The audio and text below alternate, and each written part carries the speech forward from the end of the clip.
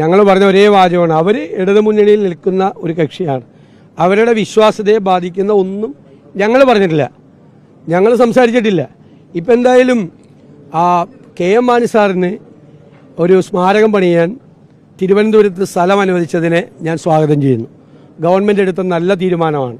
പരിണതപ്രജ്ഞനായ രാഷ്ട്രീയ നേതാവാണ്.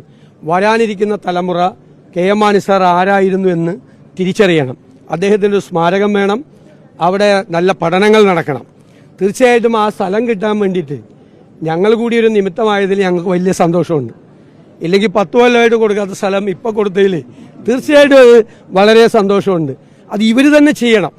കാരണം അദ്ദേഹത്തെ എങ്ങനെയെല്ലാം അപമാനിക്കാൻ ശ്രമിച്ച ആളുകളാണ് ഇപ്പോൾ അധികാരത്തിലിരിക്കുന്നത്. നരകത്തീയിൽ വെന്തു മരിക്കണമെന്ന് മാണി സാർ ജീവിച്ചിരിക്കുമ്പോൾ പ്രസംഗിച്ച ആളുകളാണ് CPM നേതാക്കന്മാർ. അപ്പം നരകത്തീയിൽ വെന്തു മരിക്കേണ്ട ഒരാളെന്ന് ശാപവാക്കുകൾ ചൊരിഞ്ഞ KM മാണി സാറിന് തിരുവനന്തപുരത്ത് സ്മാരകം പണിയാൻ അതേ ആളുകൾ സ്ഥലം അനുവദിച്ചതിലുള്ള സന്തോഷം ഞാൻ പങ്കുവയ്ക്കുന്നു. അതിന് ഞങ്ങളൊരു നിമിത്തമായി എന്നതിൻ്റെ സന്തോഷം കൂടി അതിൻ്റെ അഭിമാനം കൂടി ഞങ്ങൾക്കുണ്ട്. അത് അത്രമാത്രം ഞാൻ ആ കാര്യത്തെക്കുറിച്ച് പറയുന്നുള്ളൂ. ഒരു തരത്തിലും സ്ത്രീകളെ ആരെ അപമാനിച്ചാലും അത് ഞങ്ങൾ അനുവദിക്കില്ല. അങ്ങനെയുള്ളവർ അവർക്ക് പാർട്ടി താക്കീത് കൊടുക്കും. അവരെ പാർട്ടിയിലുണ്ടാവില്ല. അത് വീണ്ടും അവർ ആവർത്തിച്ചു കഴിഞ്ഞാൽ ഒരാളും ഉണ്ടാവില്ല. ഒരാൾ സ്ത്രീകളെ അപമാനിക്കാൻ പാടില്ല. ഇപ്പോൾ ഐഷ പോറ്റി കോൺഗ്രസിൽ ജോയിൻ ചെയ്തു അല്ലേ? എന്തൊരു സങ്കടമാണ് CPM നേതാക്കന്മാർക്ക്. എത്ര CPM നേതാക്കന്മാർ BJPയിലേക്ക് പോയി. അപ്പോൾ എന്നൊരു വിഷമമില്ല. ഐഷ പോറ്റി കോൺഗ്രസിൽ ചേർന്നപ്പോഴാണ് വിഷമം.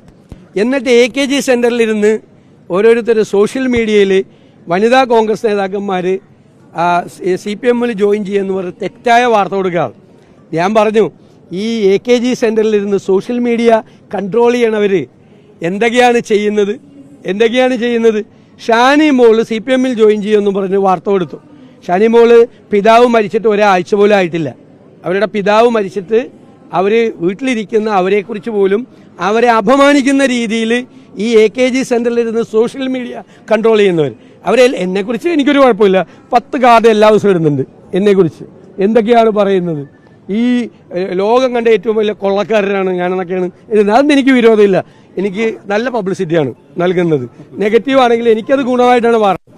അവർ ഏതെല്ലാം കാര്യങ്ങൾ എനിക്കെതിരായിട്ട് നെഗറ്റീവ് ഇനിയും ഇട്ടോ 10-20 ആക്കാൻ പറ്റുമെന്ന് നോക്കണം ഡെയിലി ഇടുന്ന കാർഡ് എന്നാണ് എനിക്ക് അവിടെ ഇരുന്ന് ഇതൊക്കെ നിയന്ത്രിക്കുന്ന ആളുകളോട് എനിക്ക് പറയാനുള്ളത്.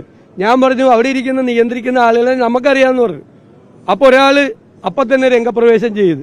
ഇപ്പോൾ കോഴി കെട്ടവൻ തലയിൽ പപ്പുണ്ടെന്ന് തപ്പി നോക്കുമെന്ന് പറഞ്ഞ മാതിരിയാണ്. അത് എന്നെ ഉദ്ദേശിച്ചാണ്, എന്നെ മാത്രം ഉദ്ദേശിച്ചാണെന്ന് പറഞ്ഞുകൊണ്ട് ഒരാൾ രംഗപ്രവേശം ചെയ്ത്. ഇതൊക്കെ നാടകമാണ്. ഐഷ പോറ്റി പോയതിൻ്റെ കടം തീർക്കണത് പിതാവ് മരിച്ച് വീട്ടിൽ ഇരിക്കുന്ന ദുഃഖിതയായിരിക്കുന്ന ഒരു കോൺഗ്രസ് നേതാവ് CPMൽ ചേരുമെന്ന് പറഞ്ഞ് കള്ളപ്രചരണം നടത്തിയിട്ടാണ്. അപ്പം ഇനിയിപ്പോൾ ഈ AKG സെൻറ്ററിൽ നിന്ന് കൊടുക്കുന്ന സാധനം, എന്ത് സാധനം ട്രോള് എന്ത് കൊടുത്താലും, എന്ത് സോഷ്യൽ മീഡിയയിൽ പ്രചാരണം, നീ ശരി പറഞ്ഞാലും ആരും വിശ്വസിക്കാൻ പോകുന്നില്ല കേരളത്തിൽ.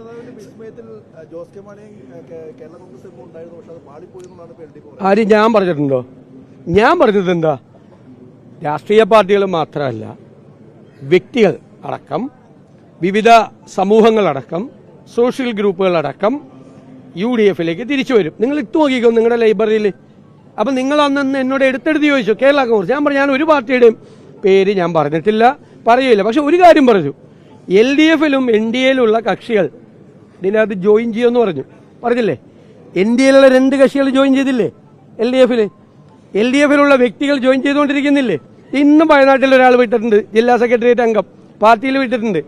അപ്പോൾ വ്യക്തികൾ, ഗ്രൂപ്പുകൾ, സോഷ്യൽ ഗ്രൂപ്പുകൾ, ഒപ്പീനിയൻ മേക്കേഴ്സ്, ഇൻഫ്ലുവൻസേഴ്സ് പ്ലസ് NDAയിലും LDFിലുള്ള രാഷ്ട്രീയ പാർട്ടികൾ ഉൾപ്പെടെ UDFിൽ ജോയിൻ ചെയ്യും. അപ്പോൾ തെരഞ്ഞെടുപ്പിന് മുമ്പ് UDFിൻ്റെ രാഷ്ട്രീയമായ അടിത്തറ ഞങ്ങൾ വിപുലീകരിച്ചുകൊണ്ടിരിക്കേണ്ടത്. പിന്നെ അത് കേരള കോൺഗ്രസ് ആയിരിക്കും, മറ്റൊരാളായിരിക്കും എന്ന് ഞങ്ങളാരും പറഞ്ഞിട്ടില്ല.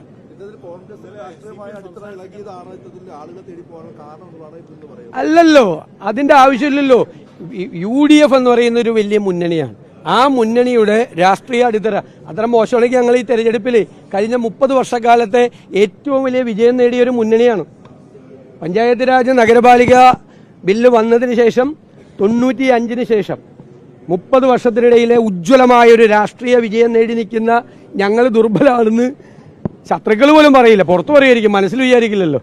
ഞങ്ങൾ ദുർബലമായ സ്ഥിതിയാണോ? ആണോ? കേരളത്തിൽ എല്ലാ തെരഞ്ഞെടുപ്പുകളും വിജയിച്ച ഒരു മുന്നണി. എങ്ങനെ? എത്രയെല്ലാം ഭൂരിപക്ഷത്തിന്? ഇരട്ടി ഭൂരിപക്ഷത്തിന്, 4 ഇരട്ടി ഭൂരിപക്ഷത്തിന്, 5 ഇരട്ടി ഭൂരിപക്ഷത്തിനെല്ലാം വിവിധ ഉപതെരഞ്ഞെടുപ്പുകൾ ജയിച്ചൊരു മുന്നണി. തദ്ദേശ സ്വയംഭരണ സ്ഥാപനങ്ങളിലേക്ക് നടന്ന ഉപതെരഞ്ഞെടുപ്പുകളെല്ലാം വിജയിച്ച ഒരു മുന്നണി. പാർലമെന്റ് തെരഞ്ഞെടുപ്പിൽ ഉജ്ജ്വല വിജയം നേടിയ ഒരു മുന്നണി. 30 വർഷത്തെ ഏറ്റവും തിളക്കമാർന്ന വിജയം നേടിയ UDF. എന്നിട്ട് ഞങ്ങൾ ദുർബലരാണ് എന്ന് ആരാ പറയുന്നത്? പറഞ്ഞു, അങ്ങനെ വിചാരിച്ചോട്ടെ, അങ്ങനെ തന്നെ വിചാരിച്ചാൽ മതി, മാറ്റം വരരുത്. കാരണം തെറ്റായ വിചാരങ്ങൾ നല്ലതാണ്. ഞാൻ പറഞ്ഞല്ലോ, ഞങ്ങൾ ടീം UDF. എവിടെയാണ് ഡിസിൻറ്റഗ്രേഷൻ നടക്കുന്നത്? തല്ലി പിരിയുന്നത് എവിടെയാണ്? പരസ്പര സംശയം എവിടെയാണ്? വിശ്വാസമില്ലായ്മ എവിടെയാണ്? LDFൽ 10 കൊല്ലത്തെ അധികാരം പൂർത്തിയാക്കുമ്പോൾ പരസ്പര വിശ്വാസമില്ലാതെ, പരസ്പരം കബളിപ്പിച്ചുകൊണ്ട്, പരസ്പരം തെറ്റിദ്ധരിപ്പിച്ചുകൊണ്ട്, പരസ്പരം വിശ്വാസമില്ലാതെ നിൽക്കുന്ന മുന്നണി ഏതാ? LDF ശിഥിലമാവുകയാണ്. UDF ടീം UDF ആയി നിൽക്കുകയാണ്. ഈ വാക്കാണ് ഞാൻ പറഞ്ഞിട്ടുള്ളത്. ആ വാക്ക് ഓരോ ദിവസവും അടിവരയിട്ടുള്ളൂ, ഇനിയുള്ള ഓരോ ദിവസവും.